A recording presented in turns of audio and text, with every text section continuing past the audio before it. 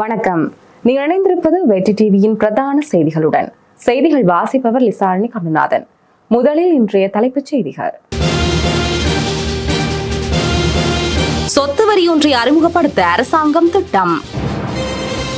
மாநகர சபை மற்றும் நகரசபை சட்டத்தை தமிழில் மொழிபெயர்க்க கோரிக்கை. செம்மணி புதைக்குழி யாராலும் மறக்க முடியாத கொடூர வரலாறு. சட்டக்கல்லூரியில் இருந்து ஒலித்த குரல். அமைதிக்கான நோபல் பரிசு டிரம்பின் பெயரை பரிந்துரைத்த நெதன்யாகு. தொடர்பான இலங்கை செய்திகள். 2027 ஆண்டு முதல் சொத்து வரி ஒன்றை அறிமுகப்படுத்த அரசாங்கம் திட்டமிட்டுள்ளதாக சர்வதேச நாணய நிதியம் தெரிவித்துள்ளது.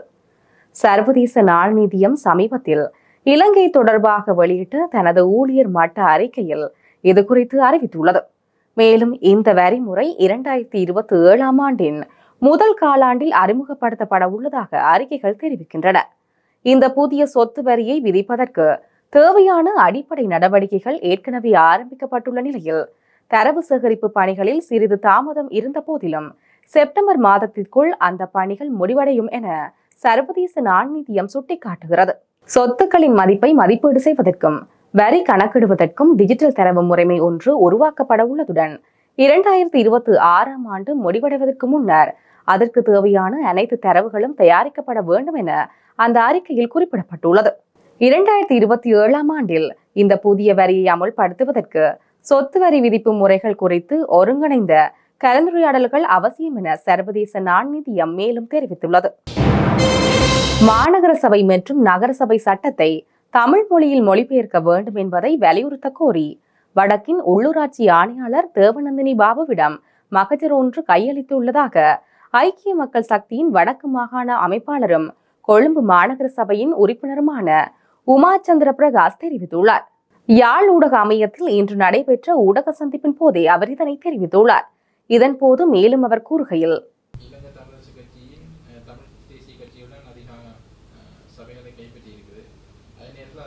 அடுத்த கட்டங்களில் வந்து தேசிய மக்கள் சக்தி 3 சபையும் ஐக்கிய மக்கள் சக்தி 1 சபையும் கைப்பற்றியிருக்கு. இந்த நிலையில வந்து வடக்கு மாகாணத்தில் வந்து ஐக்கிய மக்கள் சக்தி இந்த வாக்கு வங்கி என்பது குறையுது. நிச்சயமாக இல்லை. ஜனாதிபதி தேர்தலிலே எங்களுக்கான வாக்கு வங்கி என்பது வேறு, அதுபோன்று பாராளுமன்ற தேர்தலிலே எங்களுடைய வாக்கு வங்கி இருக்கிறது. உள்ளூராட்சி சபைகளில் பொதுவாக ஒரு விடயத்தை நாங்கள் சொல்ல வேண்டும். அந்தந்த வட்டாரங்களில் அல்லது அந்த சபைகளில் இருக்கக்கூடிய ஆளுமையானவர்கள் அந்த சபைகளில் தங்களுடைய மக்களுடைய பிரதிநிதிகளாக இருக்க வேண்டும். எனவே உள்ளூராட்சி சபைகளில் தம் சார்ந்தவர்களுக்கான ஒரு வாக்களிக்கின்ற நிலைமை இருக்கிறது. எனவே அதனுடைய ஒரு பிரதிபலிப்பாகத்தான் உள்ளூராட்சி சபை தேர்தல் முடிவுகளை நாங்கள் பார்க்கிறோம். ஆனால் வடக்கு கிழக்கு மலையகத்திலே எங்களோடு இருக்கக்கூடிய கூட்டிணைந்த கட்சிகளுடைய பங்களிப்போடு அவர்களோடு இணைந்துதான் நாங்கள் பல சபைகளில் எங்களுடைய வேலை திட்டங்களை நாங்கள் முன்னெடுத்து வருகின்றோம். எனவே எங்களை பொறுத்தவரையில் உள்ளூராட்சி சபை தேர்தல் முடிவு என்பது ஒரு பின்தங்கிய முடிவாக நாங்கள் பார்க்கவில்லை. எதிர்காலத்தில் வந்து ஐக்கிய மக்கள் சக்தி இந்த வடக்கு மாகாணத்தில் ஐக்கிய மக்கள் சக்தி இந்த செயற்பாடுகள் எப்படி இருக்கு சொன்னால், கடந்த பாராளுமன்ற தேர்தலில் உங்களோட போட்டியாளர்கள் வந்து தற்போது வேறு ஒரு அணியில் இருக்கணும்.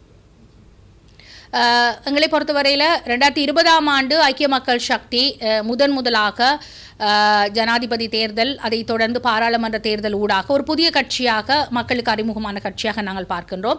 மக்கள் நன்கு அறிந்த அதே நேரத்தில் நன்கு அங்கீகரிக்கக்கூடிய ஜனநாயக ரீதியான ஒரு கட்சியாக நாங்கள் ஐக்கிய மக்கள் சக்தியை பார்க்கின்றோம். எனவே கட்சி தொடர்பான எதிர்கால நடவடிக்கைகள் தலைவர் பொதுச் செயலாளர் உள்ளடங்கலான எங்களுடைய சிரேஷ்ட உறுப்பினர்கள் அதற்கான திட்டங்களை வழிவகுப்பார்கள். ஆனால் வடக்கு மாகாணத்தில் எங்களுடைய அரசியல் செயற்பாடுகள் வளமை போன்று நடைபெறும்.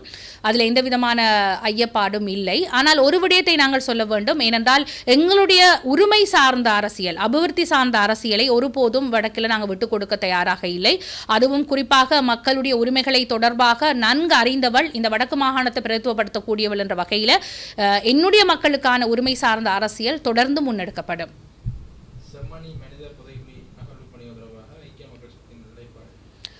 ஐக்கிய மக்கள் சக்தியினுடைய நிலைப்பாடு, அதனுடைய கட்சியினுடைய பிரதி செயலாளர் என்ற முறையில், வடக்கு மாகாண பிரதான அமைப்பாளர் என்ற முறையில் பாதிக்கப்பட்ட மக்களுக்கு சர்வதேச நீதி கோரி அதற்கான ஒரு போராட்டம் முன்னெடுக்கப்பட்ட போது அந்த போராட்டத்தில் கலந்து கொண்டு அந்த கடிதத்திலையும் நான் என்னுடைய கையொப்பத்தை இட்டிருக்கின்றேன். இன்றும் சொல்கின்றேன், யுத்தத்தால் பாதிக்கப்பட்டவர்கள் நாங்கள். எனவே சர்வதேச தீர்வு என்பது என்னுடைய எதிர்பார்ப்பு அந்த கட்சி சார்ந்தும் நான் அதை சொல்கின்றேன்.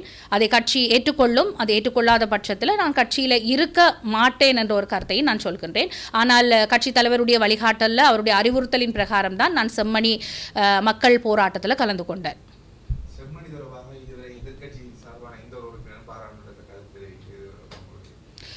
நிச்சயமாக இது தொடர்பான தகவல்கள் முறையாக எதிர்க்கட்சி தலைவருக்கு அறிவிக்கப்பட்டு கொண்டிருக்கிறது. வடக்கு மாகாணத்தில் இருக்கக்கூடிய எங்களுடைய அமைப்பாளர்கள், எங்களுடைய ஏனைய பிரதிநிதிகள் ஊடாக நிச்சயமாக பாராளுமன்றத்தில் எதிர்க்கட்சி தலைவர் சஜித் பிரேமதாஸ் அவர்களுடைய கருத்து வெகு விரைவில் பதிவு செய்யப்படும். செம்மணி புதைக்குழி இது ஒரு பெயர் மட்டுமல்ல, இது யுத்தத்தில் காணாமல் ஆக்கப்பட்ட நூற்றுக்கணக்கான தமிழர்களின் மறைக்கப்பட்ட கதைகள், அழிக்கப்பட்ட உயிர்கள், அடக்கம் செய்ய முடியாத நினைவுகளின் அடையாளம் என இலங்கை சட்டக்கல்லூரியின் இறுதி வருட மாணவன் முகமது கான் தெரிவித்துள்ளார். 1996ஆம் ஆண்டு கிருசாந்தி குமாரசுவாமி கொடூரமான பாலியல் வன்கொடுமை செய்யப்பட்டு அவரோடு சேர்த்து அவரது குடும்பத்தைச் சேர்ந்த மேலும் 3 படுகொலை செய்யப்பட்ட சம்பவம் தமிழர் சமூகத்தை மட்டுமல்லாமல் ஒட்டுமொத்த மனித குலத்தையும் சோகத்தில் ஆழ்த்தியது. இது ஒரு குடும்பத்தின் அழிவாக மட்டுமல்ல, ஒரு இனத்தின் நெஞ்சை துளைக்கும் கொடூரத்தை வெளிக்கொணர்ந்தது. அந்த வழக்கில் குற்றவாளிகள் கைது செய்யப்பட்டாலும் ராணுவ வீரர் சோமரத்ன ராஜபக்ச அளித்த அதிர்ச்சிகரமான வாக்குமூலத்தில் 600க்கும் மேற்பட்ட தமிழர்கள் செம்மணியில் பொது புதைக்குழிகளில் புதைக்கப்பட்டதாகவும் 16 இடங்களை தானே அடையாளம் காணக்கூடியதாகவும் இருக்கும் என கூறியதிலிருந்து உண்மையினும் பெரிதாக இருப்பதை எச்சரிக்கிறது. அதன்படி 1999இல் அகழ்வுகள் நடைபெற்ற போது 25 புதைக்குழிகள் அகழப்பட்டு 19 மனித எச்சங்கள், குழந்தைகளின் எச்சங்கள் உள்ளடங்களாக கண்டெடுக்கப்பட்டன. இது சாதாரண தகவல் அல்ல, இது மனித உரிமை மீறல்களின் மரண சான்றிதழ்கள். யுத்த காலத்தில் இதுவரை காணாமல் ஆக்கப்பட்டோருக்கான நீதியோ தீர்வோ கிடைக்காமல் இருந்து வரும் நிலையில் செம்மணி புதைக்குழி மீண்டும் தமிழ் மக்களுக்கிடையே ஒரு ஆழ்ந்த அதிர்ச்சியை ஏற்படுத்தியுள்ளது.